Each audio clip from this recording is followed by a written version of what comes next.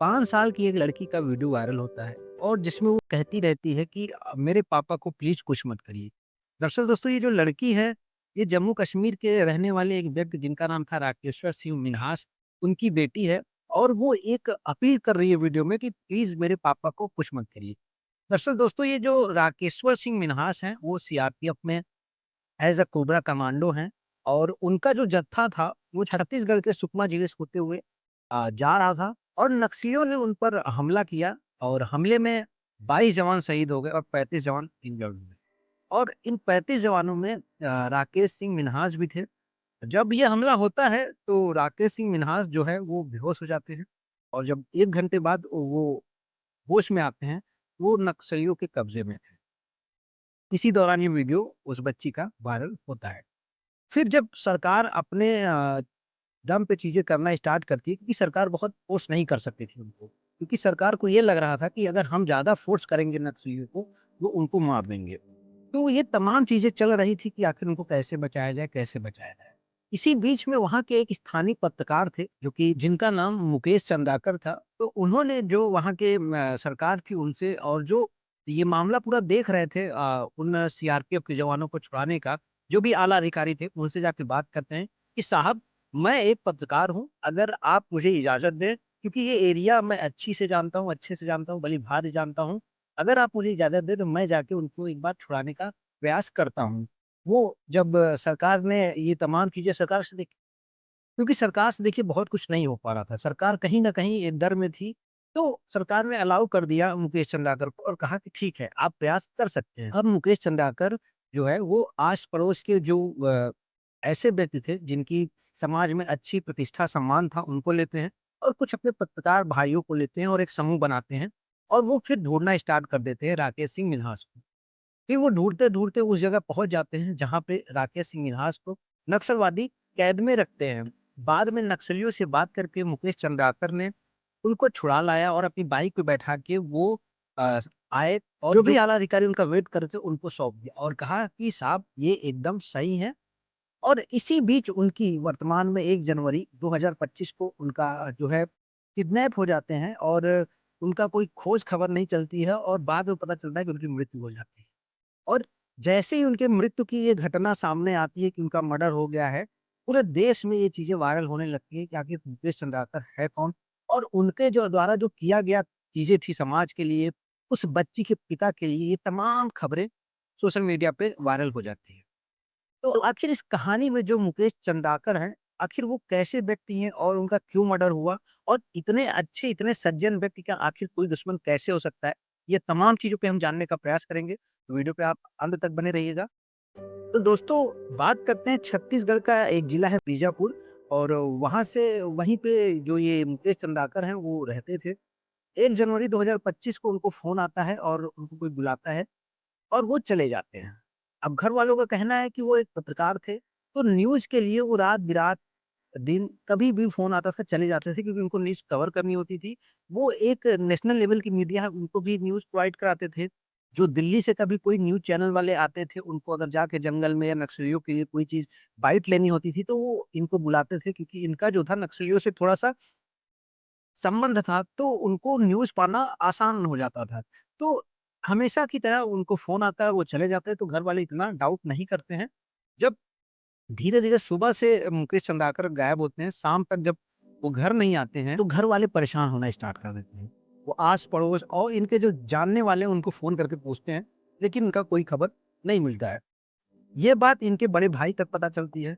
इनके बड़े भाई जो हैं, इनके जो भी दोस्त यार थे, सबको कॉल करते हैं कि मुकेश सुबह से गायब है, घर नहीं आया, क्या आप लोगों को पता है? उनका कोई खोज खबर नहीं मिला। मुकेश चंद्राकर के जो भाई थे, वो रात वेट करते हैं, जब सुबह तक मुकेश नहीं आते हैं, तो वो जाके पुलिस में गुमशुदगी की रिपोर्ट दर्ज कराते हैं और इसी बीच मुकेश चंद्राकर के बड़े भाई जो हैं, योगेश चंद्राकर, वो यूट्यूब पर लाइव आते हैं और ये अपील करते हैं आम जनता से, सरकार से और जो भी पत्रकार थे उनसे पूरे समूह से गरीब-अमीर सबसे ये अपील करते हैं कि उनका भाई कल से गायब है।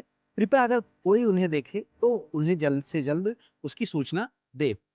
अब जब ये खबर यूट्यूब पे वो आकर लाइव देते हैं तो हर गुट चाहे वो मीडिया वाला ग्रुप हो या पत्रकार वाला ग्रुप हो या फिर सरकार वाला ग्रुप हो या फिर जो उनका फ्रेंड सर्कल था, जो उनके जानने वाले थे, उनके हितैषी थे, सभी उनकी इस गुमशुदगी को लेके परेशान हो जाते हैं और अपने तहत, अपने स्तर पे जो भी खोज हो सकती थी, खोज करना स्टार्ट कर देते हैं।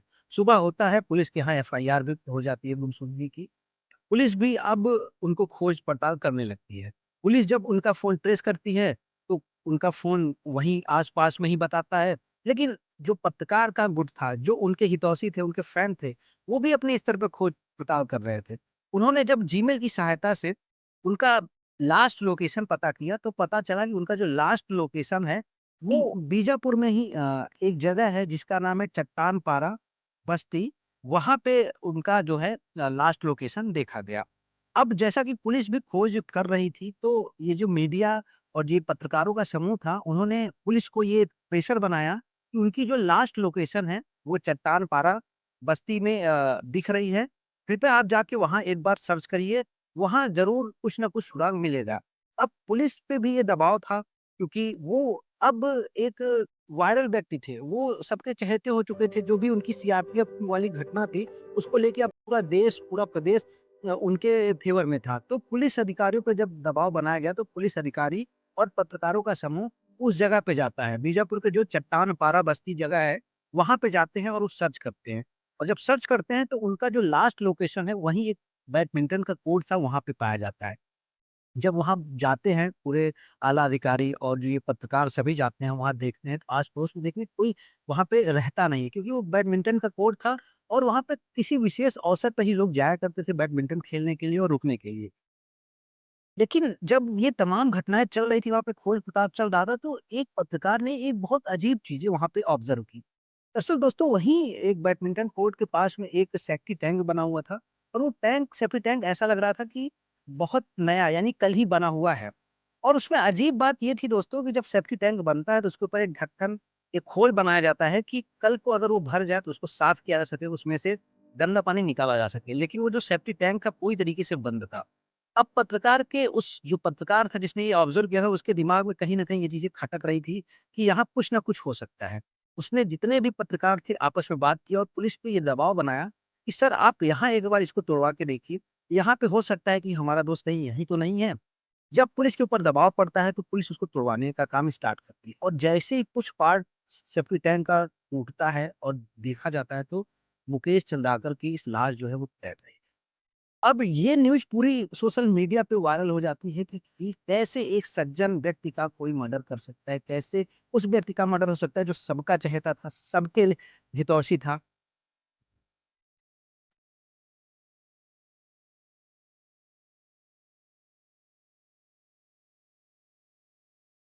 अब जब उसके मर्डर की चीज़ें, जब मुकेश के मर्डर की चीज़ें सामने आई, तो इस मर्डर से रिलेटेड पुलिस खोज-पड़ताल करने लगी और बाद में पता चलता है वो जो कोर्ट था, मैदान, जो बैडमिंटन का कोर्ट था, वो सुरेश चंद्राकर नाम के एक व्यक्ति, जो कि ठेकेदार थे, सरकारी ठेकेदार, उनके नाम से रजिस्टर्ड है। उनकी आस-पास में बहुत पकड़ है और हाल में ही सुरेश चंद्राकर को लेके एक खबर बहुत वायरल हुई थी।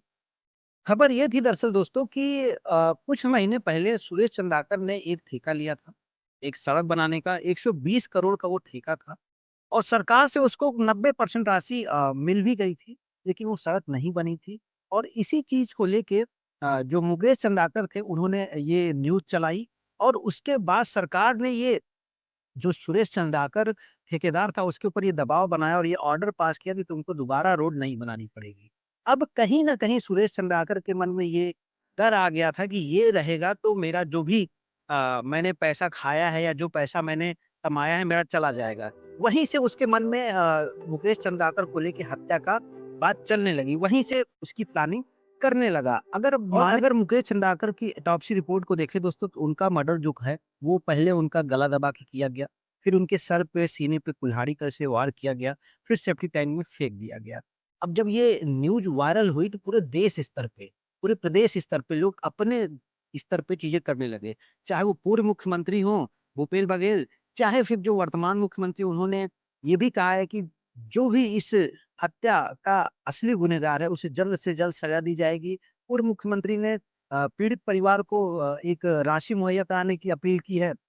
ये तमाम चीज़ें अपने स्तर पे सभी जितने भी अधिकारी थे, जितने भी पॉलिटिशियन थे, अपने स्तर पे करने लगे और आखिर क्यों ना करे? क्योंकि मुकेश चंद्राकर एक ऐसी पर्सनैलिटी थे, जो सभी के हितैषी थे। सुरेश चंद्राकर था, उसकी हाल में ही 23 तारीख को शादी हुई थी। जब उसकी शादी हुई तो अपनी वाइफ़ को हेलीकॉप्टर से लाया और जब ये घटना घटित हुई मुकेश चंद्राकर की हत्या का और इसके तार कहीं न कहीं मुकेश चंद्राकर से जुड़े हैं, तो लोगों के मन में उबाल छा गया।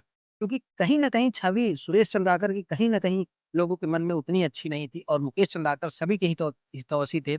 जब भी दिल्ली के पत्रकार को जाके बस्तर जैसे या फिर छत्तीसगढ़ के उन नक्सली एरिया में रिपोर्टिंग करनी होती थी, वो हेल्प लेते थे मुकेश चंद्राकर का। किसी गरीब को अपनी बातें रखनी होती थी, तो वो सहारा लेते थे मुकेश चंद्राकर का।